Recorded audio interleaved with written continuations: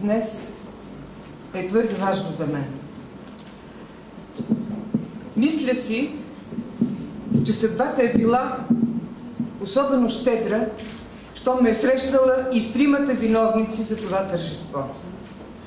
Димитър Велев. Можех да кажа Чичо Митко, но нямаше да съм искрена до край. Присъствието на този човек беше от такава величина, че непрекъснато изпитвах потребност да му говоря на вие. Интелигент. Български интелигент в най-добрия смисъл на тази дума. Творец. Създател. Човек, внушаващ респект с нивото си. Личностно, творческо, чисто човешко. Мъдър, достоен, докоснал се до истинските неща, чисто българските, и успял да ги превърне в поезия на вагите. Баща на моята приятелка. Мария. Тя не би могла да се казва по друг начин. Тя е просто Мария, като девата. Мой спасителен остров през толкова много години. Цялата тя е любов, доброта, състрадание, болка, с умението си да разбира и с таланта си да прощава. Тя е като билките, с които е свещенодействал баща й. Цветна, упойваща, изцеляваща билка. Вижте картините й. Всичкото това е там. Плюс още нещо. Нещото, което превръща платното в изкуство. Виждала съм я, когато боите на картината пред нея още не са засъхнали, когато чудото на платното се е изляло спонтанно и когато се е родило изстрадано. Казвала съм си тогава, колко изкуство има у нея. В това, което създават ръцете й, в това, което изстрадва душата й, в таланта й. И всички ние, които тя е допуснала до себе си, имаме огромна нужда да сме близо до нея, да сме част от нейния свят. Защото, освен талантлив художник, тя е талантлива като човек. А това е толкова рядко. Тази вечер ще видите част от картините й. Всичкото това, което изговори, го има там. И още нещо, то не може да се изрази с думи. Всъщност, мога да опитам само с една. Мария. И разбира се, човекът, когато тя е допуснала най-близо. Иля Карадимов. Чест е за мен, че е мой приятел. Защото в морето около нас от несигурни стойности на него може да се разчита. За всичко. Мисля, че разбирате какво означава това. То е, колкото и шокиращо да звучи, продължение на Димитър Велев. С интелекта, с мащаба си, с почтенността си и умението да бъде българин. Той е трегер. Той бди над нея. И е толкова хубаво, че са заедно.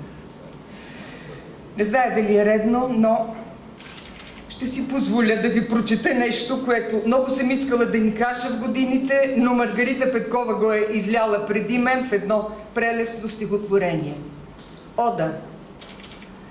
Слава Богу, че имам приятели. И дай Боже да са ми живи. Над главата ми щедро препатила, те единствено бдят търпеливо.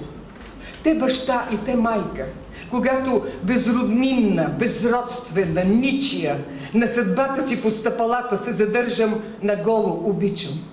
Те сестри и те братя, в случаите, в които сама саменичка ближа своите рани по кучешки, уморена да шепна обичам. Те, нещастната моя фамилия, най-щастливо семейство от всички. Пред света равнодушен крещя, мои мили, хайде сричайте с мен, обичам. Ах, по дявола всичко препатено и по ангела всичко щастливо. Слава Богу, че имам приятели и дай Боже да съм им жива.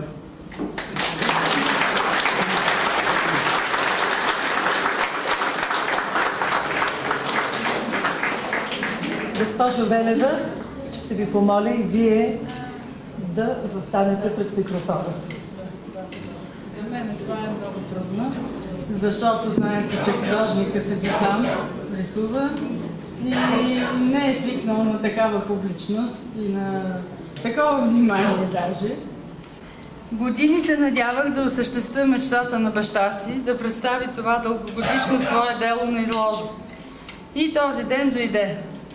Благодаря много на Министерството на културата, на министъра професор Стефан Данаилов, на заместник министъра и мой колега Иван Токаджиев, но специалните ми благодарности са за заместник министъра и поетесата Надежда Захариева,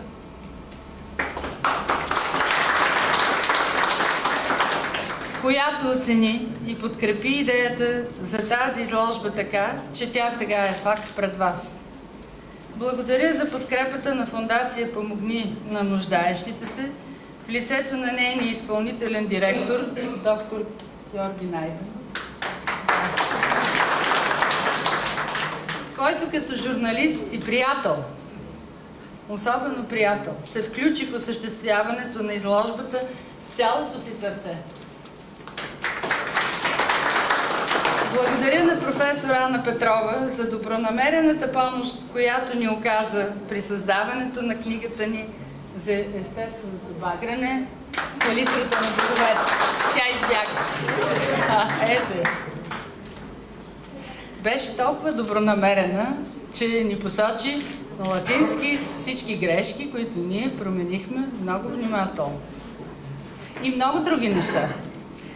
Благодаря на скъпата ми приятелка през годините, актрисата Виолета Донева, за прекрасните думи и за това, че съм я имала.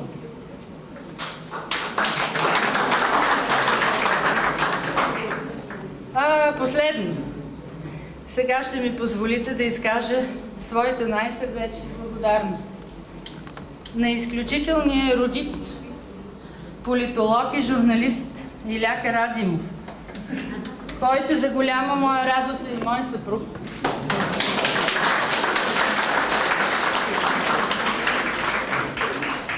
Честно казано, трябва да си призная, че нямаше да има изложба въобще, без неговата всеотдайност.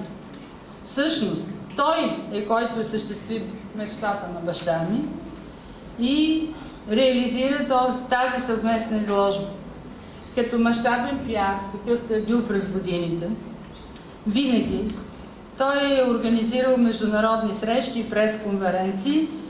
Така организира по същия начин и сега тази изложба. Можете да си представите колко се радвам, че го срещнах в живота си. И трябва да кажа, че това е самата истина, която е, че той, когато го срещнах за пръв път, ми се стори, че баща ми го е намерил. И че той е продължение на татко. Защото татко беше такъв безкрайно добър, много мил, отдаден на работата си и изключителен родител. Четат и няма край. Благодаря на всички познати, приятели и любители на изкуството, на ваше високопревъзрожденство, като Метян, че уважихте присъствието си тази изложба. Много ви благодаря. Трогната съм от вашето внимание.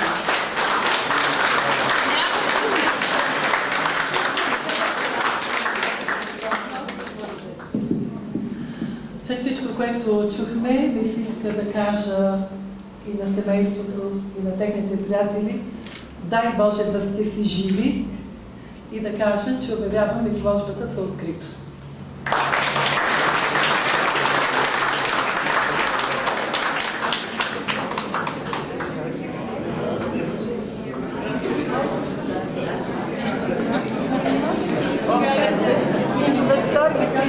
Да.